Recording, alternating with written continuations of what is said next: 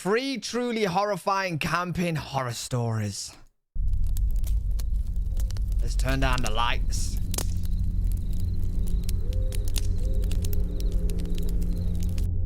Oh my god, I've the never sign been in the much of back's an outdoor glowing. person, but the summer after my second year in college, one of my roommates convinced me to go tent camping with him.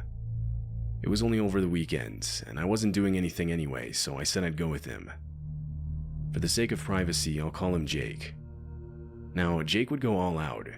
He had a 2014 Jeep Wrangler, the entire back seat filled almost completely with different camping gear.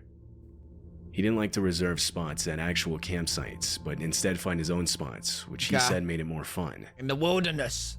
We drove up into the Rocky Mountains for a while until we found a break in the trees with enough space to fit the Jeep through. We then drove off-road between trees until I pointed out a good spot. We set up a fire pit, chairs, and the tent we'd be staying in for the night. It was already around 7 p.m. and the sun was starting to set. Jake went to the car and pulled out a bag of hot dogs for us to cook over the fire. Real original, I know, but they were an easy meal, and plus Jake wanted to give me the true camping experience, seeing it was my first time. Can't go wrong with He even hot brought dogs. stuff for s'mores. Although, we never got that's that what I want to try badly. I want to try s'mores bad. far. As we were cooking the hot dogs, this extremely loud female screaming from maybe 300 or 400 feet away echoed out throughout the trees. Uh-oh. I looked up and saw Jake's head turn around behind him towards the direction of the screams. At first, there weren't any words we could make out, but then there was a help, a please, and a no. All of them sounding more desperate than the last. Yep, someone's dying. And the loudest, most terrifying scream was abruptly cut off mid-scream. Jake looked back in my direction. He just died. The look on his face was pure horror. As far as we knew, the closest man-made structure was the road, and even that was far away. No one should have been out here. Whatever it was that we just heard didn't even matter. We knew we needed to leave as fast as possible. We started frantically throwing things in the back of the Jeep.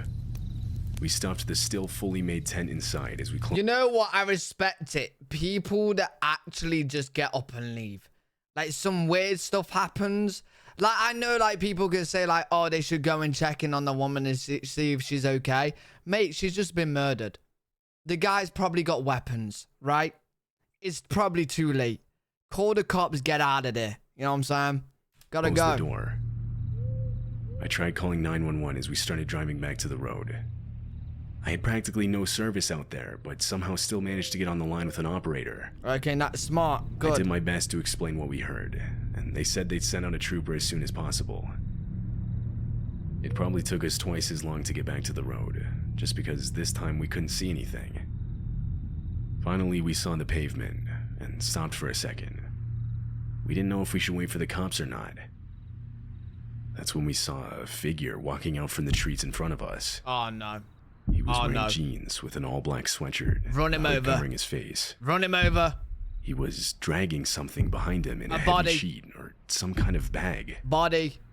His head was down, laying almost limp as he walked. He looked over in our direction when blue and red police lights revealed themselves down the road. Oh, shit. The man turned his head and started sprinting back into the forest, letting go of the bag. Shit. The police saw this and started chasing after him.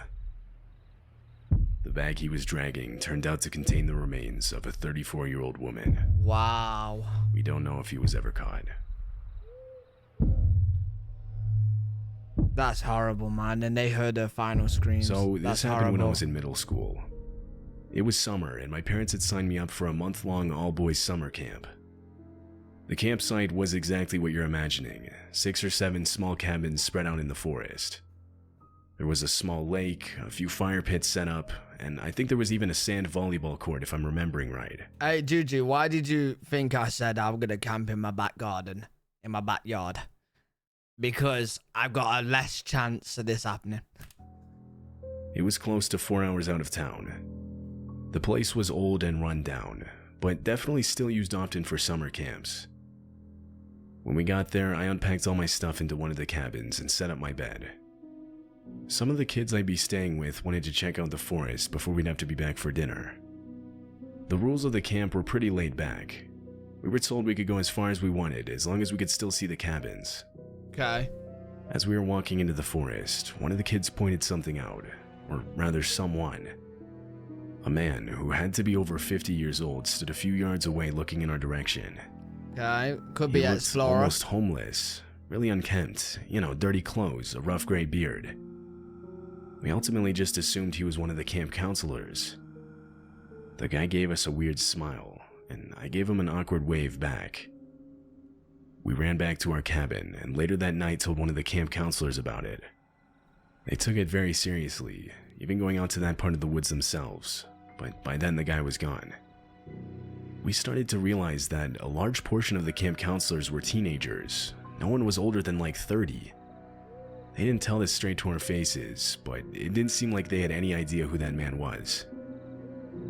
The next few days, we didn't do much more exploring. We were still pretty creeped out, to be honest with you. Yeah, I can't lie, I would be. It was on the fourth night when things really hit the fan. I was sleeping and woke up to the sound of the cabin door handle rattling. Oh no. Now, most nights at 11 p.m., one of the counselors would knock on all the cabins to remind the kids to lock their doors and go to sleep. Sometimes we would fall asleep before this, and it would end up waking us up. I thought this is what was happening, but I didn't have any way to tell the time, so I had no way of knowing. Being the only one awake, I felt obligated to yell out a response. I'm pretty sure I yelled out something about how we were already in bed. Right as I did this, a flashlight turned on from outside, and the light started pointing in through the windows. Someone was trying to see inside. By then, a couple of the other kids started to wake up. I remember motioning for them to get down. The person outside went around the cabin multiple times, pointing the light through every window as they did so. I don't know if they saw me, but I do know the light passed clear over me a good couple of times. Could it be a cop? After maybe 5 minutes, the light finally wouldn't it? turned off, and everything once again returned to silence. I explained what happened to the other kids. One of them had a watch and looked at it. It was 4 a.m. See? That wasn't a counselor. 4 a.m. We stayed awake until morning. Finally, one of the teenage counselors came to our cabin to wake us up for breakfast. Right away, we told him what happened, and he stopped. He took us to a couple of the adult counselors where we retold the story. What we heard next was something that truly terrified us. Nah. What you gotta do next time is plan an ambush. How many is there of you? You plan an ambush. Listen, I don't care who you are, right? If you're unarmed as well, imagine 30 kids running at you. Jesus, man. And then you got the adults to help as well. You can take him. Last night, a kid from a different cabin had gone for a walk to use the bathroom. As he was heading back, he noticed someone at our cabin door. Like us, he at first thought it was a counselor, but questioned this when he saw the person trying to pick the lock. Huh? The kid was asked to describe the man. It was dark, however, he remembered him having a beard and wearing dirty clothes. Same guy. This instantly reminded me of the man we had seen in the forest on the first day. The entire camp immediately got canceled in concern of kids' safety. That afternoon, a bus showed up and took all of us back home. Many years have passed since this happened. I recently did my own research and was able to find a small report on it. Police were called in after we had left.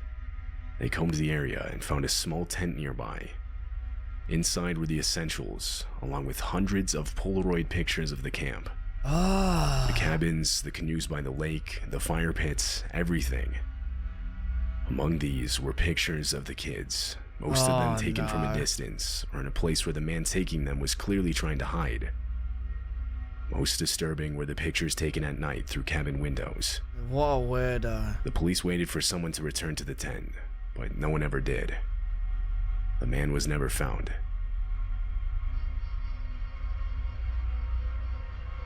What a creep.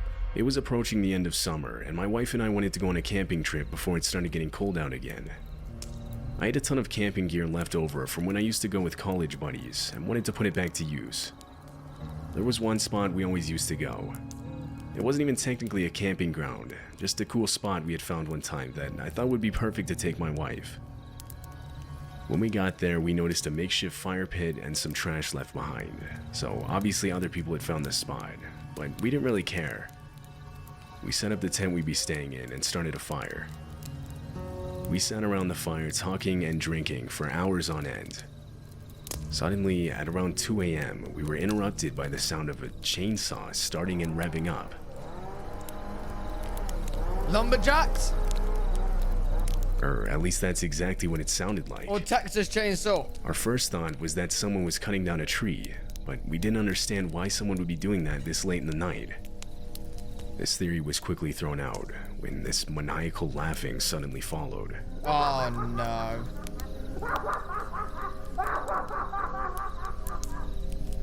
Now we were creeped out. We put out the fire and got inside our tent. It sounded distant, so we felt somewhat safe. Plus, we had a machete if it really came to that. You got a machete, buddy? You got a machete, yeah? Did you not just say he's got a goddamn chainsaw, bro? Listen, last time I checked, a machete versus a chainsaw, yeah, chainsaw wins. Stronger, moves, longer, bigger. Over the next few minutes, it honestly sounded like the noises were getting closer. But thankfully, the engine, or whatever it was, abruptly cut out and a wave of relief overcame us. True, machete's quicker, but by the time you get to him, you're going to be chopped up by the chainsaw.